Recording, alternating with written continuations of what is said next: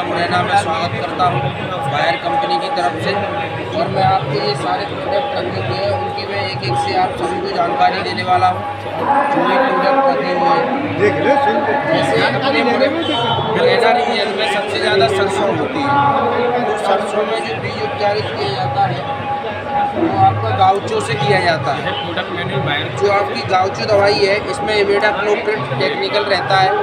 और आप जब भी सरसों की बुवाई करो तो उससे पहले अपने बीज को गाउचो से ज़रूर उपचारित करें, क्योंकि जो भी मृदा के कीट होते हैं वो आपके कीट बिल्कुल भी नहीं आएंगे और आपकी फसल में कटा नहीं आएगा, जिससे आपकी फसल सुरक्षित रहेगी और आपका प्रत्येक दाना जर्मिनेट होगा, मतलब प्रत्येक दाना आपका जमेगा, इसका आपको अच्छा उत्पादन मिलेगा।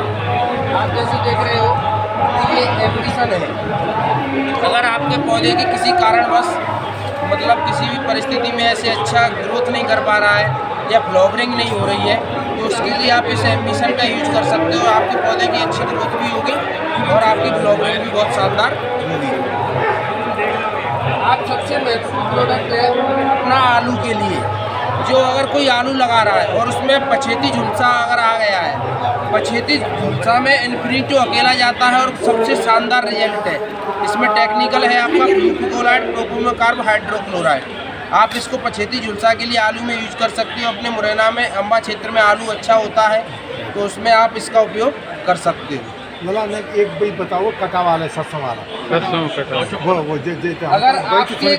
अगर आपने सरसों की बुवाई कर दी है तो सरसों में किसी कारणवश आपने बीज उपचारित नहीं किया पहले, तो उसमें कटा की नॉर्मल संभावना आ रही है कि मतलब कटा आ रहा है, तो आप इस सोलोमन का भी यूज कर सकते हो। लेकिन उसकी एक स्टेज रहती है। आपके मतलब सरसों में कम से कम 4 और 5 पत्ते आ चुके हो, आपके में कटा बिल्कुल भी नहीं रहेगा, सोलोमन का आप यूज करवा सकते हो। लेकिन मैं सभी किसान भाइयों को ये सलाह देना चाहूँगा कि आप गाउचो से उपचारित करो, तो वो समस्या आपके में नहीं आएगी। चार पत्ते कटा तो जब फसल जमी 2 पत्तों नहीं होते तभी तो शुरू हो जाता है। नीचे से आती है, वो इसलिए आती है कि अपन बीज उपचारित कहीं ना कहीं नहीं करते। अपनी सरसों के लिए जो मेनली दवाई है बीज उपचार के लिए, शुरुआत में मैंने आपसे चर्चा की थी कि गाउचो है सबसे बेहतरीन दवाई है। आप सीड को इससे उपचारित करो, बिल्कुल भी कटा की संभावना आपके खेत में नहीं रहेगी। उपचारित की विधि क्या है? इसकी उपचारित की जैसे आप मार्केट से बीज लाए, चाहे कोई भी हाइब्रिड सीड लाए आप, या अपने यहाँ ये भी है कि घर से भी बुवाई कर देते हैं, लेकिन जहाँ तक मेरा मानना है आप हाइब्रिड बीज का उपयोग करो और आप उसको फैला लो सरसों को, और इससे आप उपचारित करने के बाद उसे फैला के रख दो। आधे घंटे बाद या 1 घंटे बाद उसकी आप बुवाई कर सकते हो।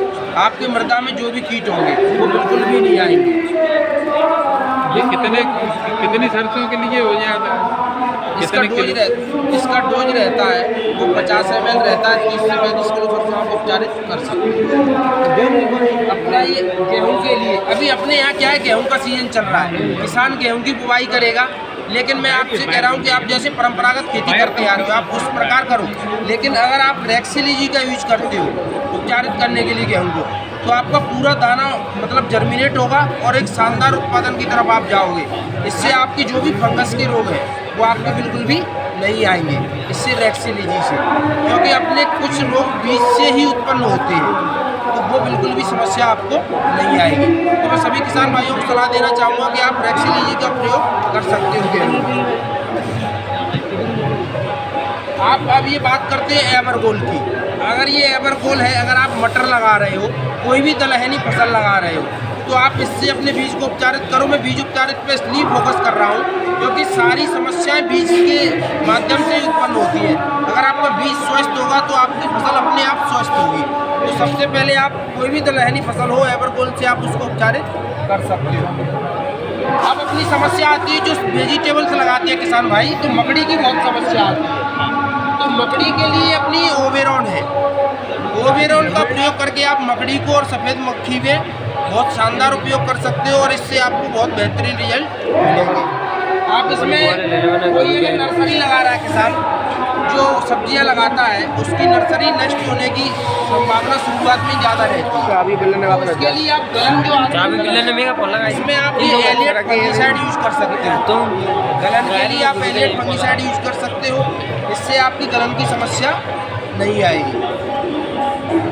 अब ऐसी दवाई किसान चाहते हैं कि मेरा एक ही दवाई से पूरा काम हो जाए, मुझे बार बार दवाइयाँ ना खरीदनी पड़े। तो आपकी ये जो नेटिवो है, लेट ब्लाइट को छोड़ के किसी भी फसल में, हर फसल में ये काम करती है।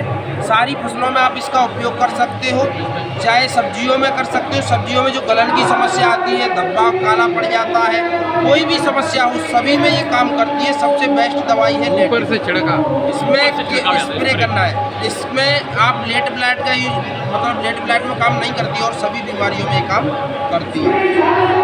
अगर आपके खेत में दीमक की समस्या बहुत ज़्यादा है, तो आप दीमक को कंट्रोल करना चाहते हो, तो आप सबसे पहले सीजेंट अल्ट्रा को यूज़ करो।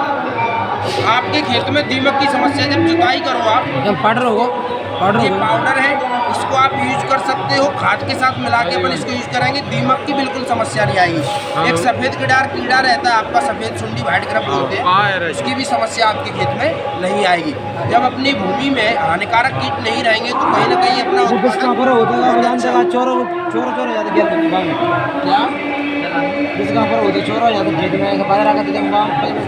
इनमें भैया अभी है खरपतवार की अपनी दवाई नहीं है, लेकिन आप अपना लोडिस बहुत अच्छा खरपतवार नाशी है। आप अगर मक्का लगाते हो, बाजरा लगाते हो, उनमें यूज आप कर सकते हो। और अगर आप पूछना चाहते हो तो आप पूछ सकते हो। अगर आप मेरी जानकारी से संतुष्ट हो तो बहुत बहुत धन्यवाद। मैं बायर क्रॉप साइंस की तरफ से आपका हार्दिक स्वागत करता हूँ। कुछ मिला